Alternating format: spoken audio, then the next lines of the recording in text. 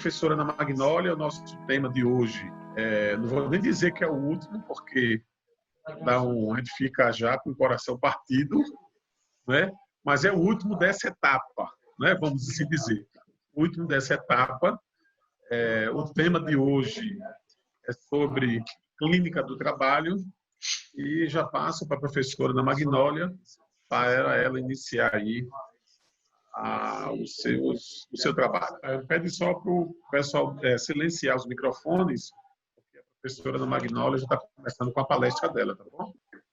Então, o Flávio falou, não é, que essa é a última de uma etapa, mas é a última, não é? Então, a gente sempre tem que ficar, digamos assim, atentos, não é? Como eu já comentei nas outras que nós fizemos, na realidade foram 16 webconferências, foram bastante, não é? Algumas pessoas estão aqui acompanhando desde o início, foram 4 meses de trabalho, que para mim foram importantes e eu tenho intenção de transformar no livro. Então, eu já conversei com o Flávio, ele ficou de ver isso depois com a direção, e aí eu vou transcrever as minhas falas, vou tirar as coisas que não ficaram lá muito boas, né? Porque tinha dias que eu estava mais inspirada, outros eu vou dar uma arrumada, e aí talvez eu espero, né, que o Sindesprev abrace e apoie a proposta de publicar um livro com essas conferências com o apoio do sindicato. Isso faremos aí para o começo do ano que vem. E eu acho importante porque marca esse ano que é um ano completamente atípico. Já estamos em setembro e ele continua atípico, continua coisas estranhas acontecendo, não é? Como a Estela acabou de falar agora, comportamentos estranhos, coisas estranhas e as pessoas também muito estranhas. Então, isso para começar a falar, já que também vai estar gravando de alguma maneira, né? E hoje, então, eu pensei em falar da Clínica do Trabalho para divulgar um pouco o meu projeto aqui na UNB e em outros sindicatos, e também falar que o Sindesprev também tem esse desejo, também tem essa vontade há muito tempo, não é? Mas ainda não foi possível, ainda não chegou a hora de implantar, não é, esse projeto da Clínica do Trabalho no sindicato. Mas é uma discussão que já fazemos desde 2013. Então, achei interessante falar, tanto para fazer essa divulgação, quanto para retomar algumas questões que eu comentei aqui nas conferências nesses 4 meses, que diz respeito muito a uma coisa que eu gostaria de retomar hoje, de um outro modo, que é o trabalho do luto. Então, hoje sendo a nossa última, mesmo que isso não sempre o fim é o começo de alguma coisa. Então, é isso nessa linha que eu gostaria de conversar hoje com vocês sobre a clínica e falar do trabalho do luto. Sempre o que a gente perde como lugar, como espaço, como expectativa, ou seja, com as ilusões, embora seja sempre muito doloroso, sempre algo aparece nesse lugar, de alguma forma. E há um espaço, não é, para novos ciclos e para novas possibilidades de vida, porque é o próprio ciclo da vida, não é? A vida é isso, nasce, se desenvolve, cresce, morre, se renova de alguma forma nesses ciclos, não é? Então, esse trabalho da Clínica do Trabalho, que é muito antigo, eu já faço ele pelo menos aí há uns 25 anos, no momento tem 2 projetos, que é um projeto no sindicato também dos bancários, que é onde há esse trabalho, e um projeto na Universidade de Brasília. Então, a Clínica do Trabalho se destina a quem? Então, eu pensei em falar um pouco para que ela serve, para quem, e como, em que ela pode ajudar ajudar os trabalhadores, ou até os que também estão desempregados, ou os que já estão aposentados, porque trabalho sempre vai existir enquanto existir seres humanos. Então, o trabalho ele nunca acaba, ele nunca desaparece. Aquilo que eu já falei aqui para vocês. Então, por exemplo, o trabalho voluntário, o trabalho doméstico, o trabalho de cuidado, são trabalhos que são extremamente importantes e que às vezes nós não damos valor, porque são trabalhos muito invisíveis, não é? E até eu comentei que ser mãe também era um trabalho. No dia eu lembro que algumas até concordaram, não é? Então, o trabalho da maternagem ou o trabalho político, são várias as possibilidades que nós temos de trabalhar, que não apenas o trabalho assalariado, capitalista, que vale a um emprego, que é esse que alguns de vocês ainda têm vínculo com esse trabalho, com esse modo de produção assalariado. Mas existem outros tipos de trabalho humanos que são invisíveis, que são importantes, alguns são remunerados, outros não, como o trabalho voluntário ou trabalho doméstico. E muitas vezes os trabalhadores que fazem esses trabalhos, eles também precisam ser escutados, eles também têm algum tipo de sofrimento. Então, a clínica do trabalho, ela é, nesse sentido, destinada àqueles trabalhadores que trabalham no trabalho formal, assalariado ou não, ou seja, todos que têm algum tipo de trabalho, porque, por exemplo, o trabalho doméstico em excesso pode gerar sofrimento, assim como o trabalho de cuidado de crianças ou de idosos, por exemplo, feito por alguém que não é um profissional, pode gerar um sofrimento, porque a gente tem os nossos lugares na vida, e aí, muitas vezes os lugares não são esses, de certos trabalhos que são necessários e que fazem parte, não é, dessa condição, enfim, humana da nossa sociedade. Então, a clínica do trabalho, ela como eu disse, não é, destinada a qualquer pessoa que esteja fazendo qualquer tipo de trabalho e que não esteja satisfeito com esse trabalho, ou que esteja com algum tipo de sofrimento, ou que esteja até com algum dilema. Então, por exemplo, o dilema da aposentadoria, o dilema de mudar de função, o dilema de mudar de cargo, o dilema de não mais querer um cargo, o dilema de transferência. Ou seja, eu estou chamando de dilemas porque nós temos na nossa vida dilemas, nós temos conflitos, e nós temos sofrimentos e nós temos adoecimentos. Então, a gente tem que ter cuidado para que um dilema não se transforme num sofrimento e não se transforme num adoecimento. Ou seja, nesse sentido, a clínica do trabalho pode ter uma proposição preventiva.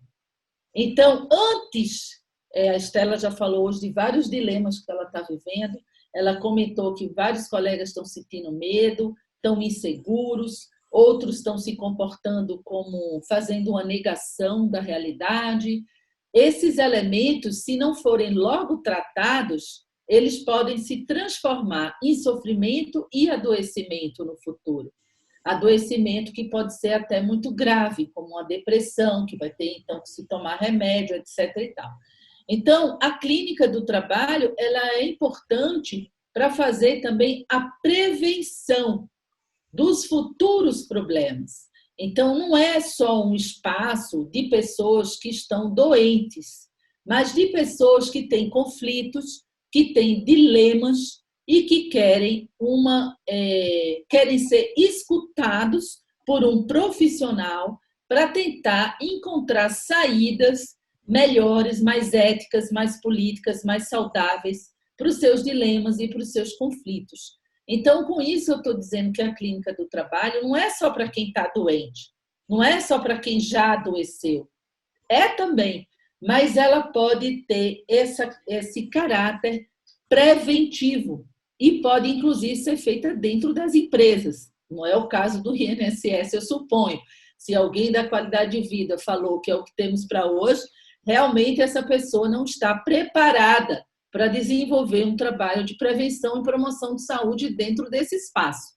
Né? Então, ela também tem essa dimensão preventiva e pode ser feita dentro das empresas, porque sempre vai pressupor um espaço de escuta, um espaço onde a pessoa pode falar sobre esses dilemas, sobre esses conflitos, sobre o seu sofrimento e encontrar saídas que sejam éticas, no sentido de ser bom para você e bom para o outro, não é? E, enfim.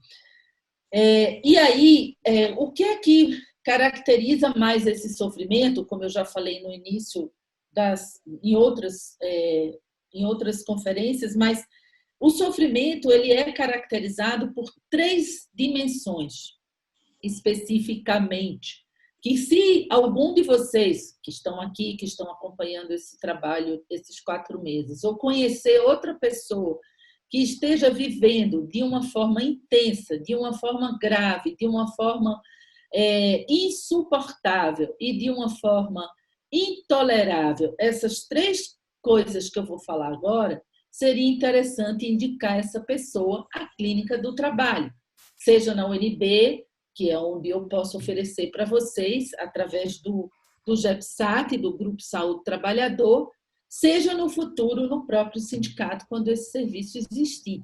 Então, esses 3 elementos que caracterizam que um conflito, um dilema, já não é mais um dilema e um conflito, e que está piorando e que precisa de ajuda de um profissional, é quando existe o medo, de uma forma quase paralisante, quase fóbica, quase em pânico, como eu falei já aqui. Então, um medo que não lhe permite se mover, agir, tomar decisões, porque o sujeito fica assim paralisado. A insegurança, que aí muitas dúvidas, vai para lá, vem para cá e não consegue realmente confiar para poder tomar alguma decisão. E a ansiedade, que eu também falei aqui, que é o que não permite você. O sujeito é tão ansioso que tudo ele quer controlar, tudo ele quer saber, tudo ele quer resolver, tudo ele quer dar conta. Isso pode se transformar num modo de manipulação, num modo autoritário, num certo autoritarismo em relação ao outro, porque a ansiedade é tão grande que o outro fica sufocado, que não há espaço para esse outro sobreviver. Então, tudo é tão, digamos assim, difícil para esperar, porque a ansiedade tem a ver com a espera. Então, às vezes, esperar é muito doloroso, porque quando a gente está esperando, a gente não sabe o que vai acontecer. Isso nos deixa muito angustiados. Então, muitas vezes é importante a gente se antecipar ao que nós estamos esperando e já tomar uma decisão. Isso vai nos dar uma certa tranquilidade, mas não dá nenhuma garantia de que aquela forma ou aquela decisão que nós tomamos será a melhor para resolver aquele problema. Então, muitas vezes nós temos dificuldades de esperar, no sentido de que as situações e as pessoas se organizem e se acomodem àquela situação. E aí a gente atropela, a gente começa a se antecipar, a gente começa a ter uma necessidade desmedida de controle.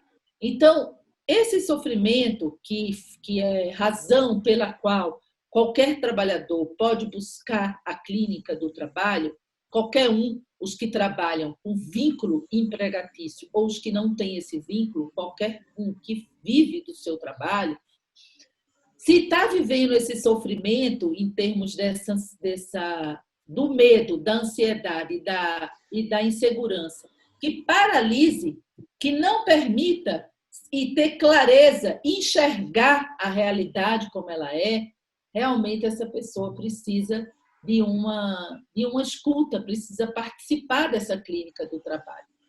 Então, por quê? Porque esse sofrimento baseado no medo, na insegurança e na ansiedade nos faz ficar extremamente sobrecarregados e extremamente angustiados quando a gente não consegue achar saídas para essas, quando a gente não consegue achar saídas, não, quando a gente não consegue ver resultado daquilo que nós investimos. E muitas vezes esses resultados realmente não existem em relação ao que nós fazemos de investimento. Então, o sofrimento ele pode ser de 3 tipos. O sofrimento ético, que eu falei aqui da última vez, que é o sofrimento que nos faz ter um agir político. O sofrimento criativo, que é aquele que nos move como uma certa adrenalina e nos motiva a buscar outras formas de viver. E o sofrimento patogênico, que é esse que não é bom, porque esse vai nos paralisar. Esse significa que a ansiedade, a insegurança e o medo nos paralisa, nos faz gastar toda a nossa energia naquela tentativa de se livrar desses 3 sentimentos ou dessas 3 vivências.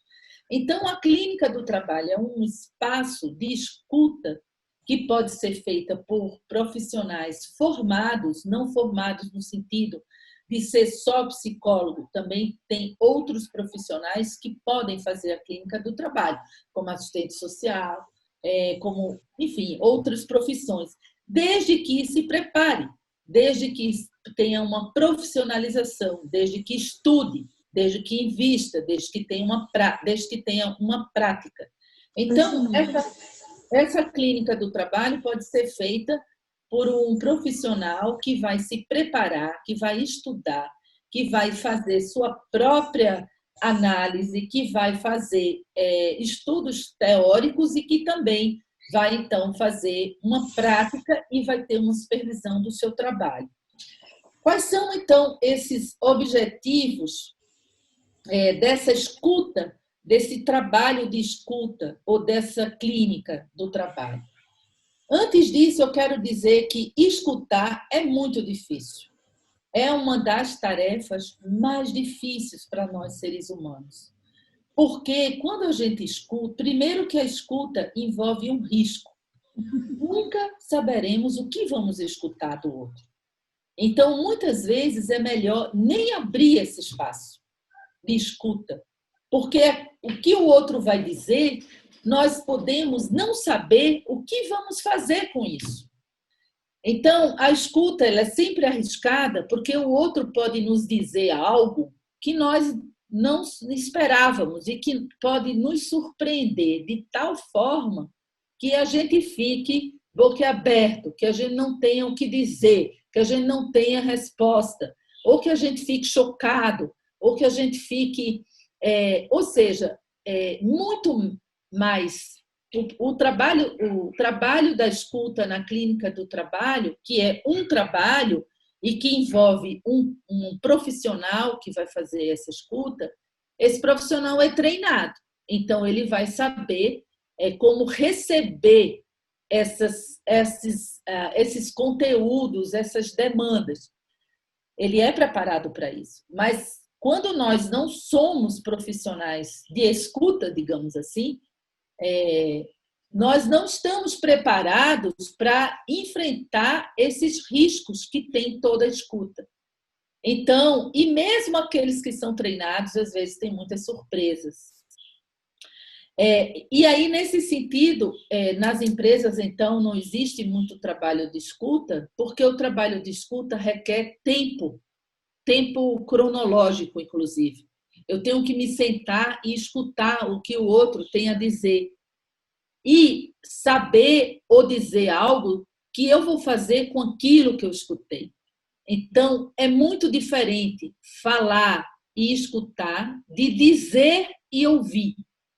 Então, uma coisa é dizer, o dizer é da boca para fora, é um blá, blá, blá, é um discurso. E o ouvir também pode ser de um ouvido para outro. A gente fala, entrou por aqui e saiu por aqui. Então, esse é o ouvir ou é o dizer.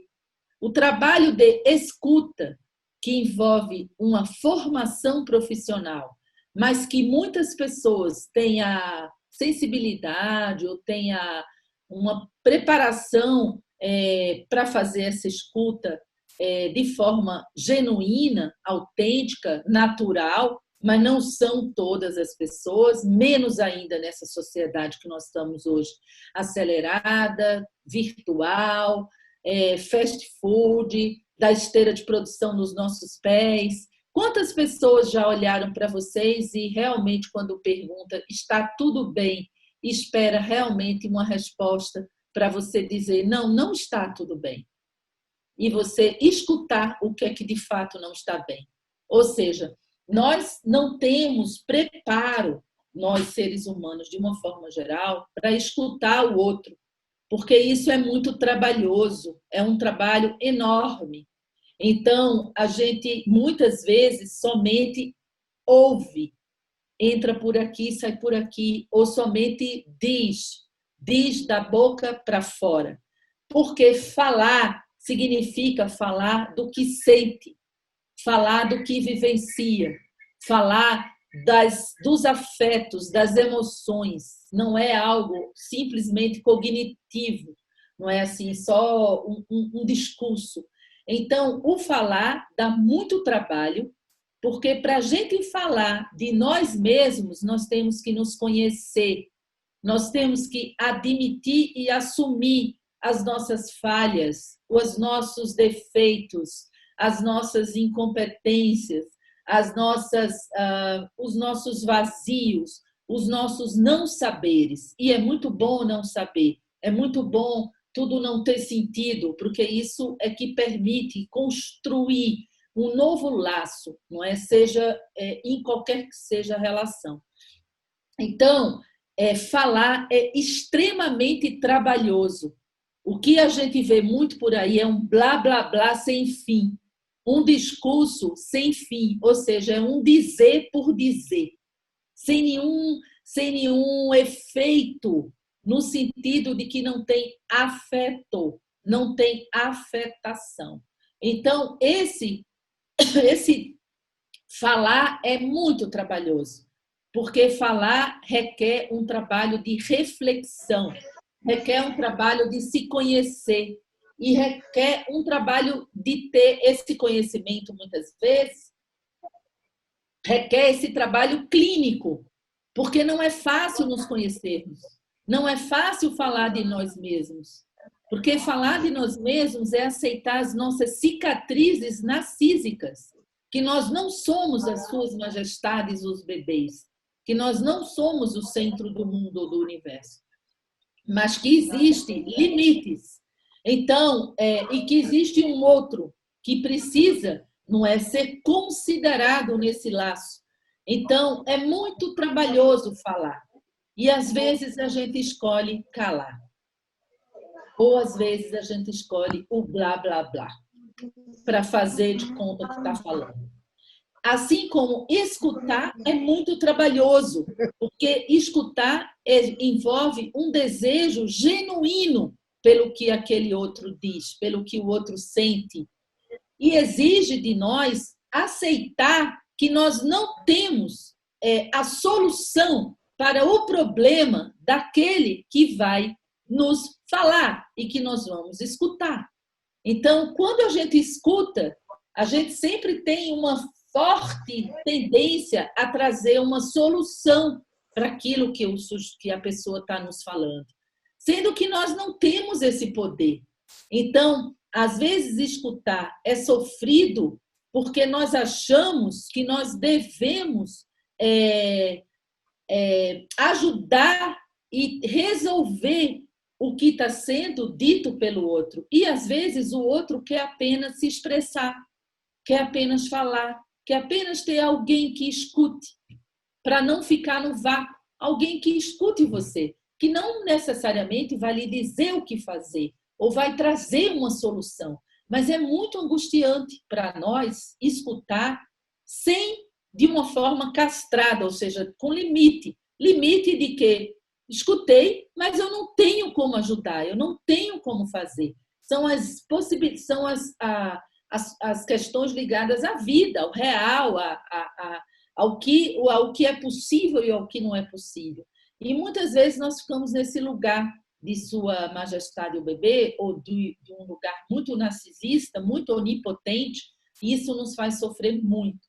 Então, aceitar os limites, a castração, o que é possível de fazer, pode nos ajudar a fazer o trabalho melhor, o trabalho de escuta do outro, assim como fazer melhor o trabalho de falar sobre si e de falar sobre o outro.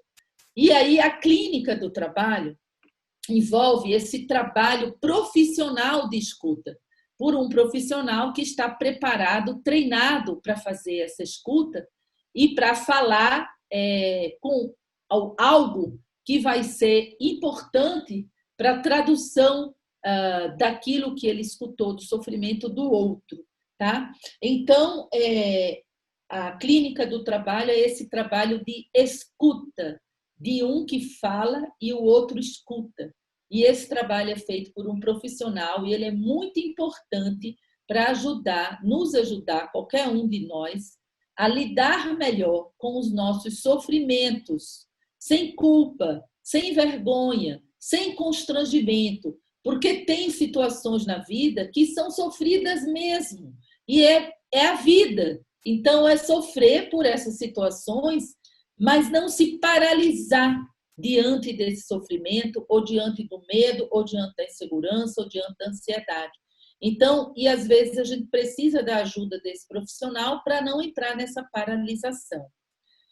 Bom, quais são os objetivos da clínica do trabalho? E aí o projeto lá da UNB já atendeu vários trabalhadores, é um projeto gratuito, aberto, assim como o projeto também do GEPSAT, é um projeto aberto aos trabalhadores, e alguns sindicatos têm esse projeto como um dos seus programas, né, na área de saúde do trabalhador. Então, tem 3 dimensões, eu diria assim, 3 aspectos que a clínica pode nos ajudar na nossa vida, além de entender os dilemas, os conflitos e não se paralisar pelo sofrimento, de aceitar o sofrimento, de aceitar as cicatrizes narcísicas, de aceitar os ciclos da vida, o que é a vida, que a gente não vai conseguir mudar e alterar, não é? E que não é a nossa culpa, não é a nossa responsabilidade. Ela é como é, não é? Bom, então, 3 dimensões importantes que a clínica do trabalho pode ajudar. Primeiro, se desembaraçar do supereu. Eu falei aqui várias vezes em outras conferências sobre o supereu, aquela voz tirânica, aquelas vozes que nos tiraniza, que diz o que temos que fazer, por que temos que fazer, aquelas vozes que nos faz, de alguma forma, perder, não é, a governança, o protagonismo da nossa própria vida, porque são vozes, são imperativos, não é, que diz faça isso, ou faça aquilo, ou não faça isso, ou não faça aquilo, e que a gente entra nessas vozes. Eu falei aqui dos pescadores, do Canto da Sereia, do Orestes. Então, primeira função da clínica do trabalho é nos ajudar a colocar a cera no ouvido, tá? Então, falei muito aqui da cera, vocês já escutaram eu dizer isso, que às vezes a gente precisa, igual o Orestes, o pescador que colocou a cera para não ser engolido pelo canto da sereia, e ele então se protegeu e manteve a sua saúde mental, desviando desse canto da sereia. Então, colocar essa cera no ouvido às vezes a gente não consegue fazer sozinho, porque as vozes são muito intensas, que é a voz do trabalho, a voz da sociedade, a voz da mídia, a voz da família. Então, são muitas vozes para a gente se livrar delas, para a gente se desligar delas, para cortar, não é, digamos assim, os fios que nos liga a essas vozes que não são nossas, que não nos pertencem, que não estão vinculadas ao nosso desejo, mas estão vinculadas às demandas, enfim, do grande outro, demandas gerais, demandas sempre algo ligado à exigência. Então, uma coisa que é muito exigido, exigente, se articula a esse significante demanda, que é diferente do desejo, que vai se articular a ética, que eu falei da última vez, que vai se articular a coragem. E a coragem não é sair por aí de peito aberto, mas é refletir sobre como posso agir, não é? E às vezes a coragem é o inverso do que a sociedade nos cobra ou nos impõe. Às vezes a coragem é muito mais, digamos assim, particular, específica e diferente do que é a maioria. Então, a maioria hoje talvez até funcione de uma forma muito mais sem coragem, ou acovardada, ou na paixão triste, na servidão voluntária, na alienação, no atendimento cego a demandas, do que propriamente no desejo, do que propriamente na ética do desejo, no sentido de que o bom para mim ele não existe o bom para mim se não for bom para o outro. E eu só sei qual é o bom para o outro se eu falar com esse outro, se eu escutar esse outro e se eu realmente fizer um trabalho de escuta desse outro. Então é que eu vou saber o que é bom para mim, o que é bom para o outro, e a partir daí tomar uma decisão, nesse sentido da ética, não é? E não só o que é bom para mim, isso é onipotente, isso é narcisista, não é? E é também, no certo sentido, dos valores, né, extremamente egoísta, não é? Não é aqueles valores que eu falei aqui, o respeito, a liberdade, a democracia, mas é muito mais antivalores, né? Ou antiética, não é?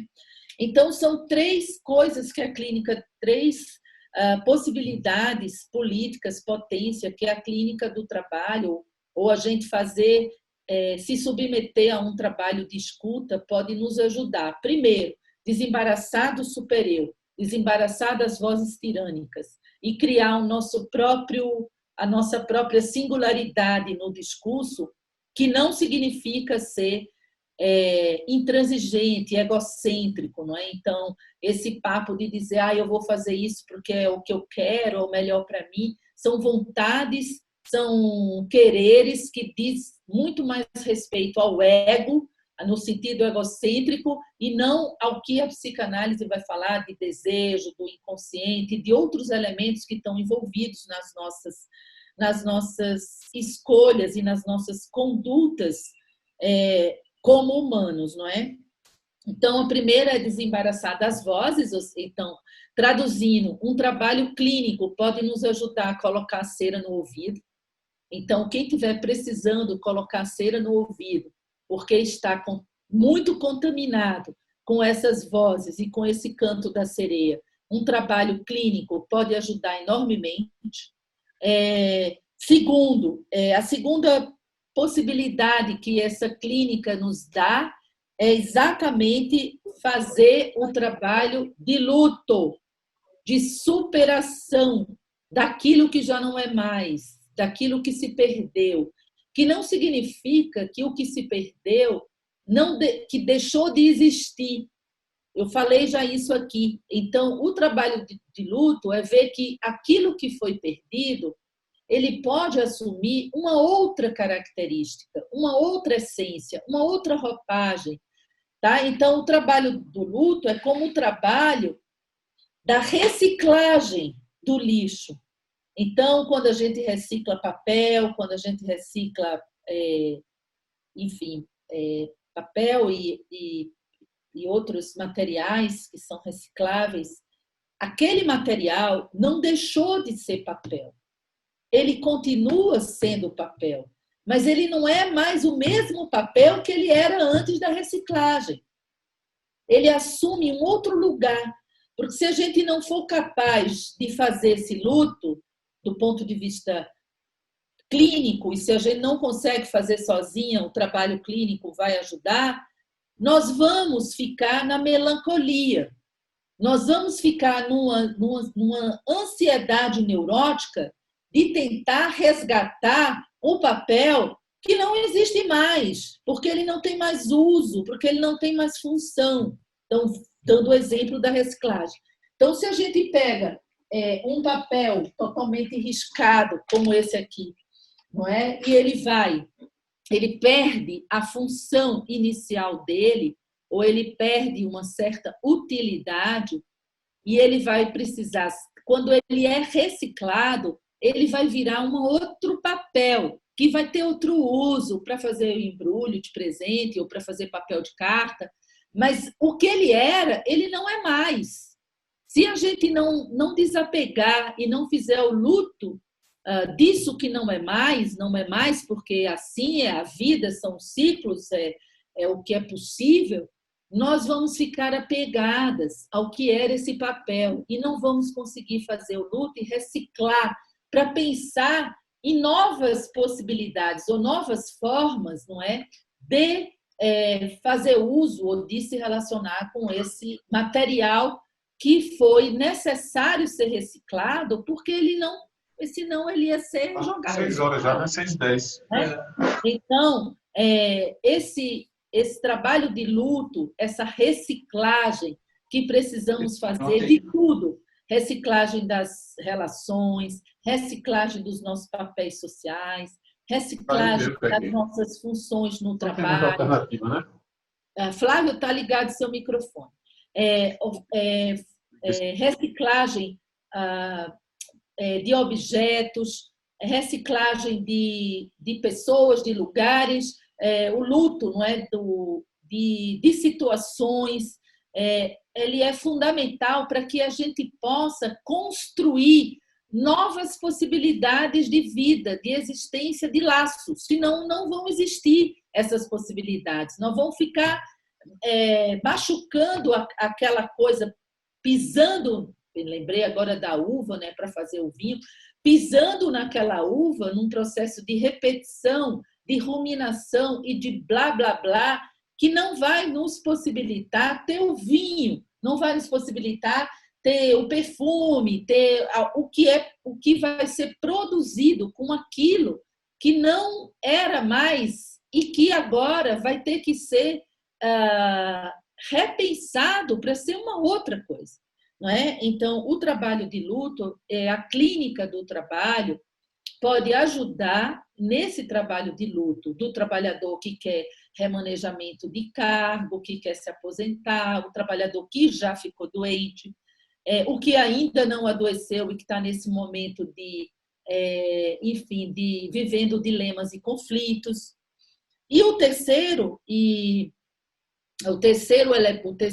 benefício que essa clínica pode nos dar, o trabalho clínico, o trabalho dessa análise, o trabalho, então, se desembaraçar das vozes e colocar cera, que não significa ficar indiferente ou desafetado, porque isso é patológico, essa é uma patologia da dissociação do eu, então o sujeito é dissociado e ele dissocia ideia de afeto, isso é extremamente neurótico e muitas vezes também perverso, mas é colocar a cera para aquelas vozes que nos colocam numa situação de repetição, que nos coloca numa situação onde nós nos perdemos de nós mesmos, perdemos o nosso protagonismo, porque desaparecemos como sujeito. Bom, o segundo benefício, então, da clínica é o trabalho do luto, que é esse que eu falei, da reciclagem, do que já não tem mais a mesma função e que vai assumir outras feições a partir do processo de reciclagem, que é esse processo de luto, e o terceiro é o trabalho de transformação, que é um trabalho muito difícil. Nós resistimos muito ao que é novo, às mudanças, a transformar o que é antigo. Então, o trabalho de mudar, de mudança, de transformação, é um trabalho muito difícil, que a clínica pode nos ajudar. Porque, nesse sentido, essa transformação, que pode ser uma mudança de cargo, de trabalho, uma transferência, como eu falei, mas a aposentadoria, são transformações que vão nos... Por que nós temos resistência? Porque nós, seres humanos, somos muito apegados à repetição. Aquela repetição que eu estava falando, ligada ao trabalho do luto, nós somos apegados demais a ela. E, ao mesmo tempo, nós somos muito, digamos assim, seduzidos por essas vozes. Então, diante de mudanças, diante de situações onde vai nos requerer transformação de comportamento, de conduta, de pensamento, nós ficamos muito resistentes. Nós tendemos a não querer mudar e a querer insistir no que já existe. Então, essa resistência à mudança, que às vezes é muito importante para nos renovar na cadeia de significantes, para nos fazer existir realmente como sujeitos, a clínica do trabalho também pode ajudar. Então, ela pode ajudar no desembaraçar do super-eu, no trabalho de luto e no trabalho de transformação e superação, que na psicanálise chama-se o trabalho de elaboração e perlaboração, que muitas vezes a gente resiste, ou seja, a gente sabe qual é o caminho para mudar, a gente conhece, mas a gente não consegue entrar no ato para que aquela mudança aconteça. Isso é muito, é uma forma de recusar e de resistir, sair deste lugar que muitas vezes é o mais confortável, que é uma zona de conforto, que já se conhece, que é o lugar dos sintomas, que é o lugar da repetição, que é esse lugar do gozo, e que às vezes é o lugar da sua majestade o bebê, porque a gente fica achando que nós somos o Sol e que a Terra gira em torno de nós, sendo que nós somos só uma pequena estrelinha no universo, não é? E não únicos, ou seja, nós não somos objetos únicos nesse sentido que eu estou falando da Sua Majestade o bebê, porque os bebês que ainda não têm maturidade cognitiva, eles imaginam que eles são os donos do mundo e que o mundo foi feito só para ele. Quem tem criança sabe que de vez em quando ela entra nessa crise de birra. O mundo foi feito para ele, por ele, e ele é o rei.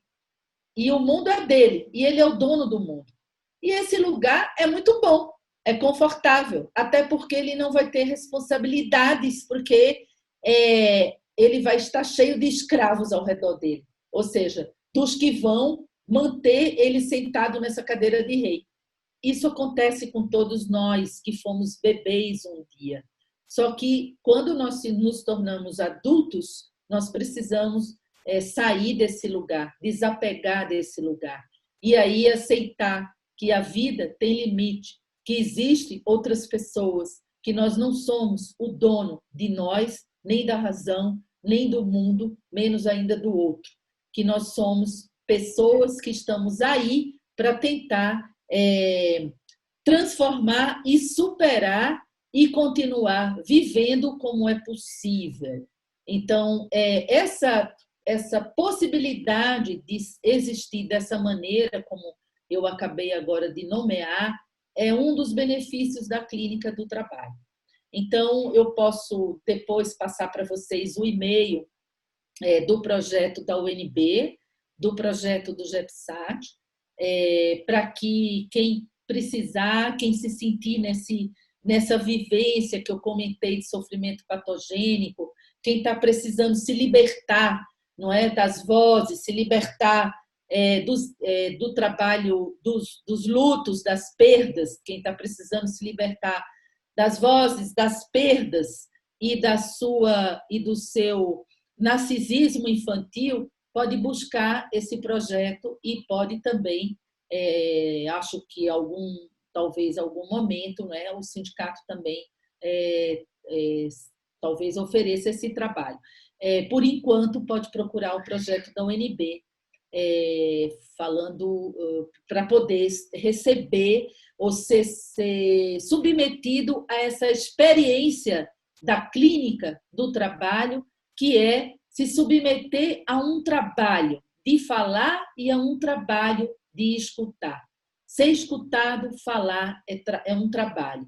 Então, a clínica é esse trabalho de falar sobre mim mesma, de poder saber que lugares eu ocupo, e é esse trabalho de se desvencilhar, não é, dessas dimensões que nos aprisionam, que é as vozes, que é o apego, que é as perdas, que é essa alienação, essa resistência à mudança, e nos faz sofrer, né, nos gerando medo, insegurança, ansiedade, que vai nos paralisar, não é, enquanto possibilidades de vida, não é? Porque hoje eu estava falando, não sei, não me lembro agora com quem foi, mas alguém me dizia que a vida é muito curta para a gente ficar, não é, com tantos sofrimentos e com tantas prisões, não é? Então, se não conseguimos nos libertar sozinho ou com a ajuda de outros recursos, como, enfim, a religião, as histórias de amor, enfim, outras coisas, que então a gente use o espaço profissional de escuta da clínica do trabalho para nos ajudar a viver mais e melhor, não é? De forma mais saudável. Tá, gente? Então, é isso. Hoje meio que deu uma corridinha, porque temos horário para terminar hoje. O Flávio diz, temos 10 minutos para concluir. Ele está hoje muito ansioso, porque está com muita coisa na agenda dele, mas não é sofrimento patogênico. Eu espero que seja o criativo, que é para estar mobilizado para seguir na reunião aí com o INSS, e vamos bater forte nesse povo que está precisando, que está todo mundo muito doido com tudo que está acontecendo, e alguém precisa bater, né? Que seja o sindicato que bata por nós, né? No sentido mais coletivo, não é? Onde realmente precisa aí ser batido.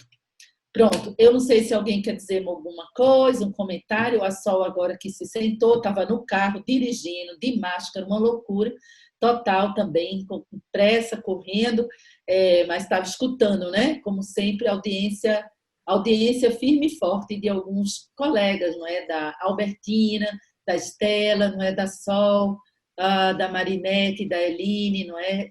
Que sempre estiveram presentes aqui comigo, né? Me escutando e de vez em quando falando, e eu também escutando, né? Nesse trabalho de escuta que a gente conseguiu fazer aqui esses 4 meses, não é?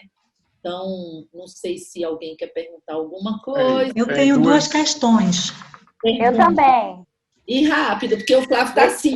A primeira eu estou calmo, tranquilo. Mas você sabe, Flávio, que ansiedade não quer dizer que a pessoa não esteja calma. Que é ruim, é só uma emoção. Que a pessoa não esteja calma e que a pessoa não seja calma, educada, comedida, vozinha mansa, porque a ansiedade é dentro da pessoa. Então, às vezes, a pessoa tem uma ansiedade dentro dela e se expressa de uma forma muito tranquila, mas por dentro está assim, ó. E aí, sabe o que vai acontecer? Problemas psicossomáticos. Gastrite, dermatite, etc. Então, era melhor que você tivesse, estou falando, é melhor você tivesse agitado e expressasse sua agitação do que muito calmo e a ansiedade, ó, trabalhando dentro de você. Mas você não é ansioso, você está de boa. Vamos lá, Eline, depois Estela. É o seguinte, no começo, a Ana Magnólia falou da pessoa necessitar de ajuda, né?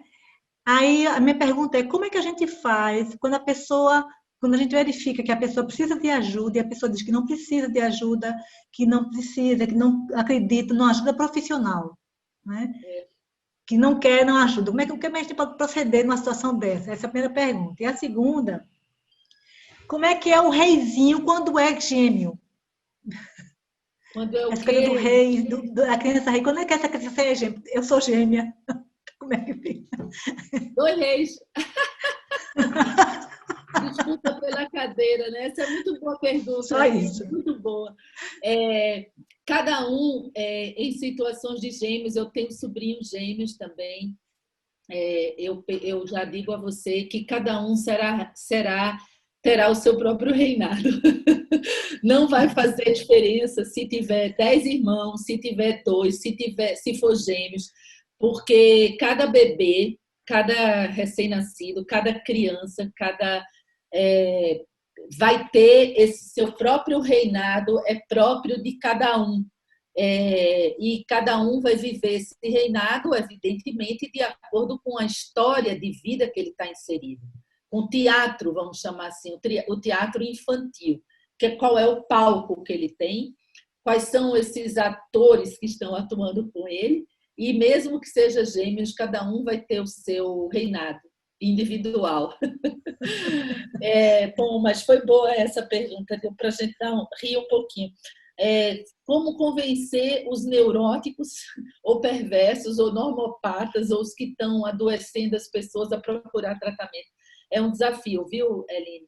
É um trabalho enorme. Por exemplo, Estela, que é assistente social, também quem é psicólogo, que trabalha em empresa, o sindicato, tem um papel. Por exemplo, esse trabalho que o sindicato propôs, eu penso que é uma forma de tentar atingir. Evidentemente que a gente não consegue assim uma expressão tão grande, mas provavelmente algumas pessoas ficaram tocadas e talvez tenham mais consciência. Então, eu acho que a informação, a campanha, palestras, a leitura de livros e o trabalho de convencimento, sabe? Mostrando elementos ali, dando exemplos, não é?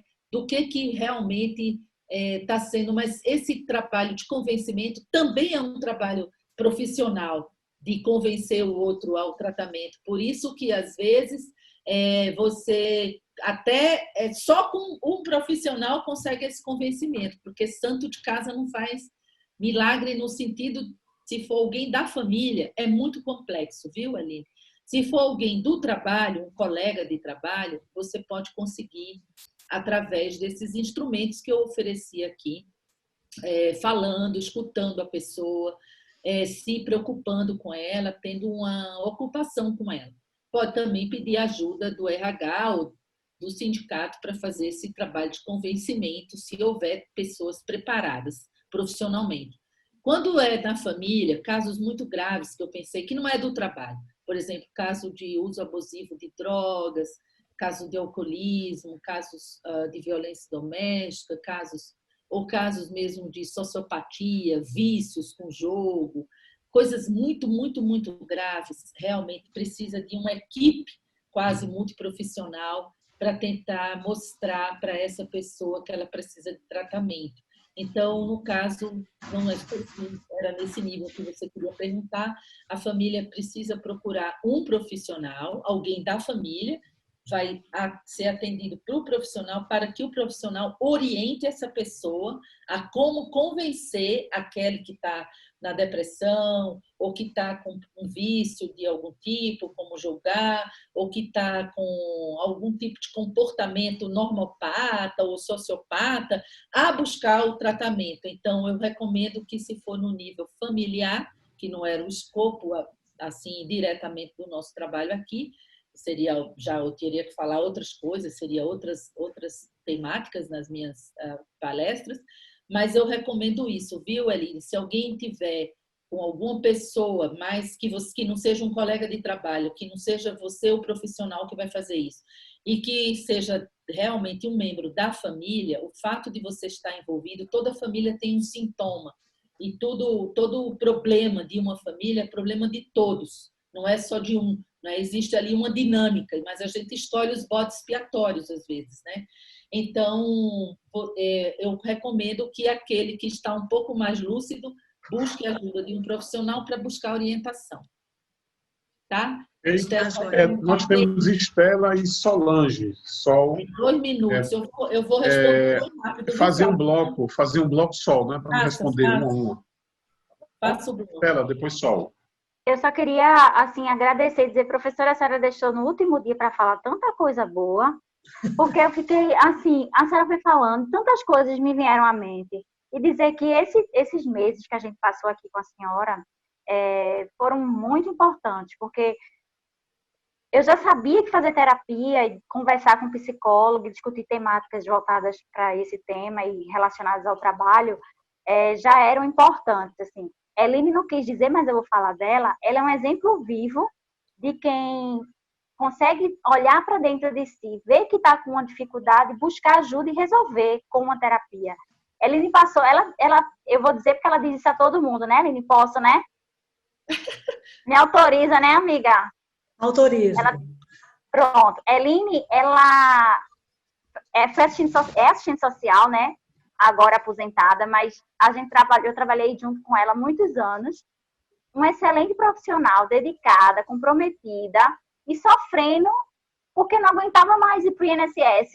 E até ela entender o que era aquilo que fazia ela ter sofrimento na profissão que ela escolheu para a vida dela, que ela amava, ela precisou ir buscar uma ajuda, ela fez terapia, ela entendeu que aquilo que estava causando sofrimento não é que ela não gostasse de ser assistente social, era que ela estava cansada e com vontade de fazer esse luto, fechar esse ciclo, né, de uma forma legal, tranquila, sem adoecimento. Porque a gente viu colegas, né, Lini, que se aposentaram e estão sofrendo, porque talvez não tenham se preparado para aquilo. Sim, e a Lini está ótima, ela está na pandemia dentro de casa e toda vez que eu escuto ela está bem. Então, ela fez a escolha no momento certo, que ela estava preparada para enfrentar.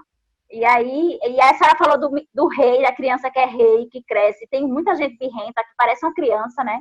E eu me lembrei do meu filho pequeno, que ele disse literalmente assim, pequeno, bravo, brigando com meu esposo. Ele disse, eu sou o rei! E a gente nunca esquece disso, porque assim, ele se sentia e ele conseguia expressar que era o rei que mandava no pedaço.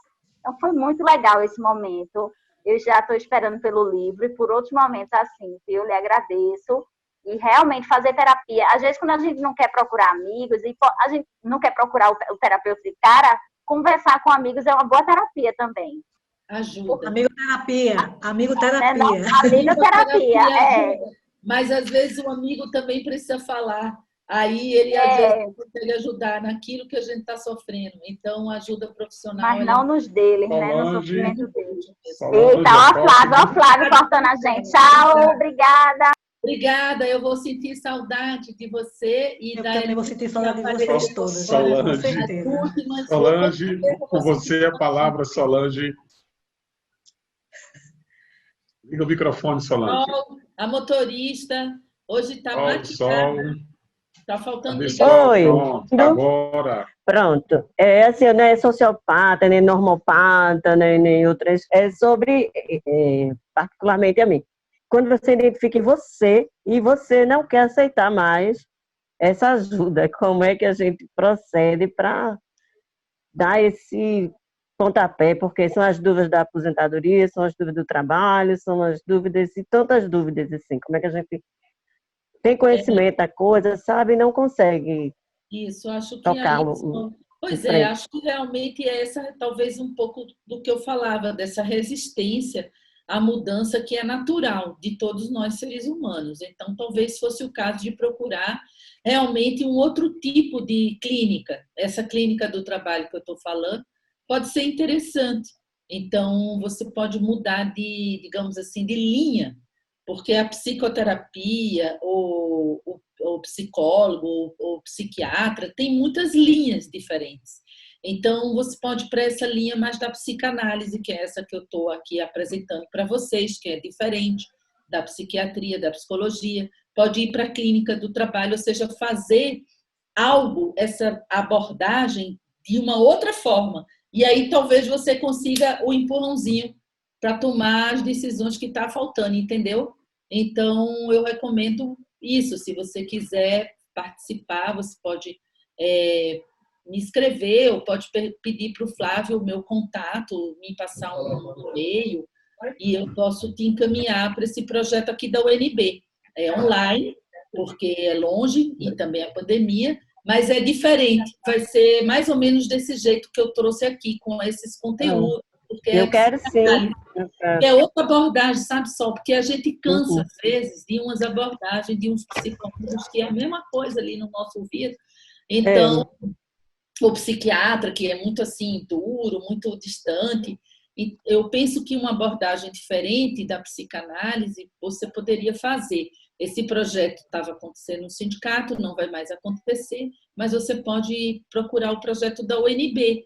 Aí você pode pedir você pode passar, Flávio, para a Sol, por favor, o meu e-mail, e você, a Sol, me escreve e eu te encaminho para o projeto. Tá bom? Eu não sei se... Tá, muito obrigada, agradeço. Fazer uma coisa diferente, sabe, Sol? Não, até mesmo. Eu não faço esse trabalho, mas alguém assim que vá nessa linha que eu estou indo, sabe? Uma coisa mais assim, fraca, sabe? Mais realista e talvez mais ágil também, mais rápida, que não seja aquela coisa, sabe? Para ser um negócio mais dinâmico, mais animado, sabe?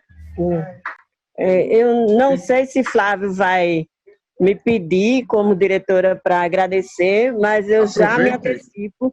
Agradeço, exatamente. Foi maravilhoso esse tempo de ficar com você. Algumas vezes eu não pude ficar com você, mas com vocês, né? Mas eu agradeço, foi maravilhoso. Eu descobri coisas e vou assistir também cada momento que a gente teve aqui junto. Foi maravilhoso. Eu, desde já, particularmente, lhe agradeço pela atenção e Deus lhe abençoe. Esse projeto é maravilhoso, viu? Muito obrigada em nome de todos, em nome da direção. Trabalho maravilhoso. Pena como tudo chega ao fim, né? Mas a gente se vê por aí.